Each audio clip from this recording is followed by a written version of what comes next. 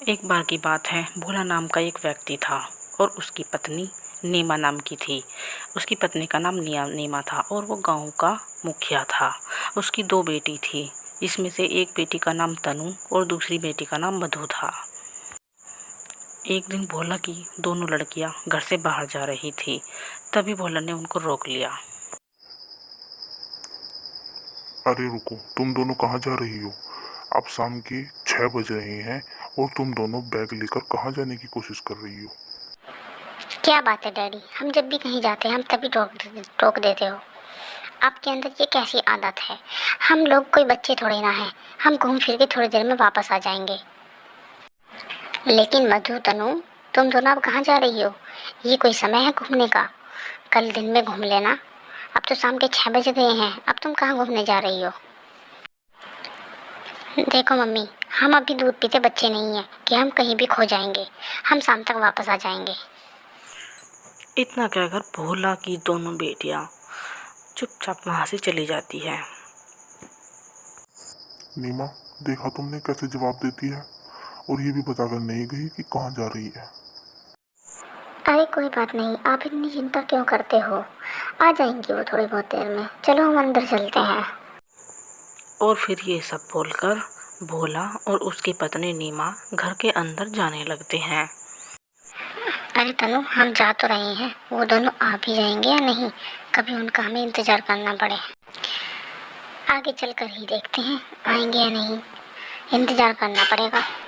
देख रही हो तुम, हम तो अपनी मम्मी और डैडी से भी झूठ बोल कर आए हैं।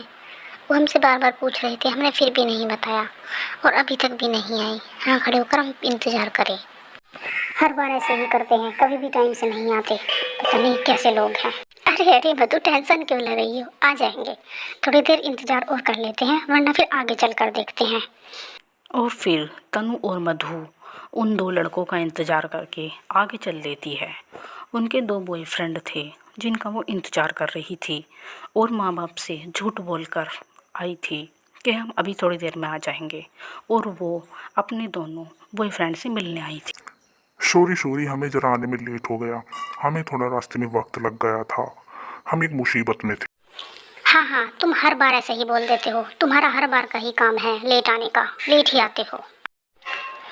ओके ओके, अब चलो ना, जल्दी करो। वैसे भी अब तुम दोनों बहुत लेट आए हो। चलो अब चलते हैं। फिर तनु और मधु दोनों अपने अपने बॉयफ्रेंड के साथ वहाँ से जाने लगती है। तनु और मधु दोनों ही बहुत शातिर लड़कियाँ थी।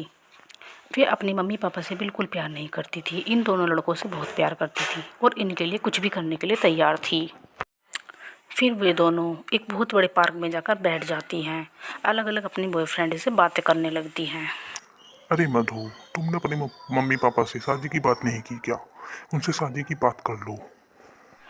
हाँ हाँ, बात तो मैं कर लूँगी, लेकिन मुझे ये पूरा पक्का पता है कि पापा नहीं मानेंगे, क्योंकि वो गांव के मुखिया हैं, वो नहीं मानेंगे। मैं पापा से बात करके देखती हूँ। वैसे तो वो नहीं मानेंगे, मुझे पता है। अच्छा ठीक है, तुम बात कर लेना। चलो अब घर चलते हैं, बहुत लेट हो गए। और फिर मधु और तनु दोनों वापस घर के लिए निकल पड़ते हैं, क्योंकि बहुत समय हो गया था, शाम का समय होने वाला था। मधु और तनु जल्दी जल्दी से घर की तरफ जाने की कोशिश कर रहे थे, क्योंकि शाम का समय हो चुका था और वो घर जाने के लिए लेट हो गए थे। तनु और मधु के माता पिता घर से बाहर निकलकर खड़े थे, वो उनके आने का इंतजार कर रहे थे।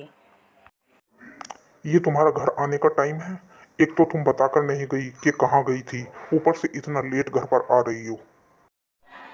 What's your problem dad? आपको क्या समस्या है? आप हमें कहीं जाने ही नहीं दोगे क्या?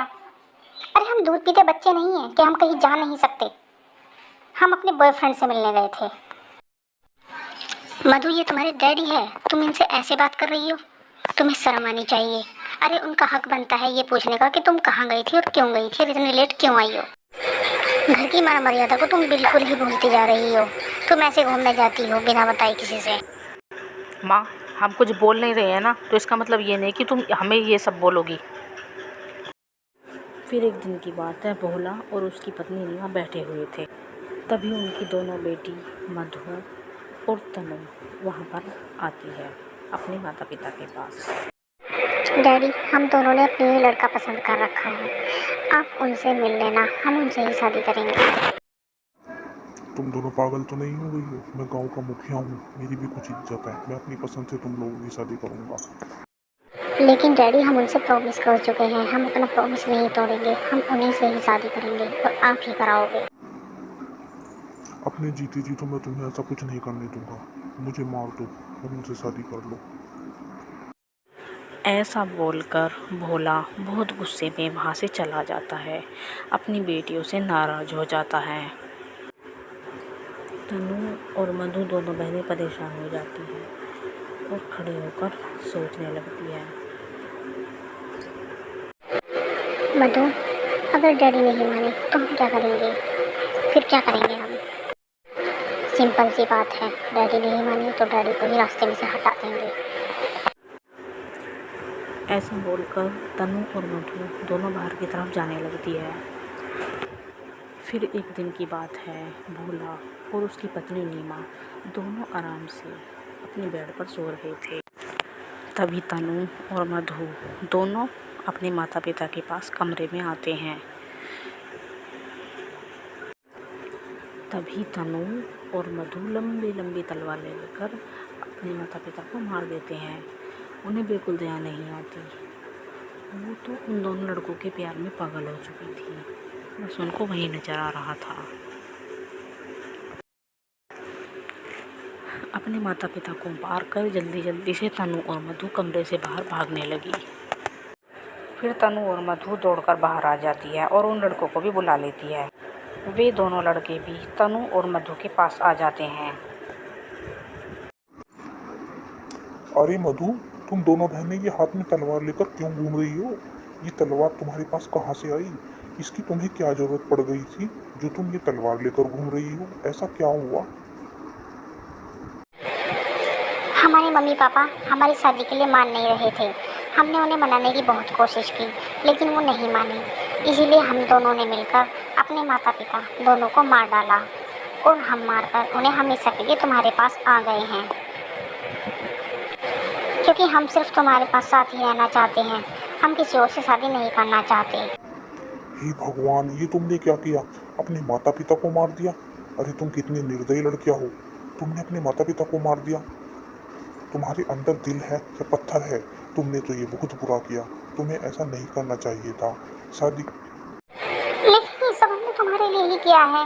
हम तुमसे शादी करना चाहते थे, इसलिए हमने किया है। वो मान नहीं रहे थे, इसीलिए हमें मजबूरी में उन्हें मारना पड़ा। तो हमने इसमें गलत ही क्या किया? क्या गलत किया ये बोल रही हो? तुमने अच्छा ही क्या किया, अपने माता पिता को मार दिया। अरे किसी लड़के से प्यार करती हो तो ये थोड़ी ना है कि उसके लिए अपने माता पिता को ही मार दोगी।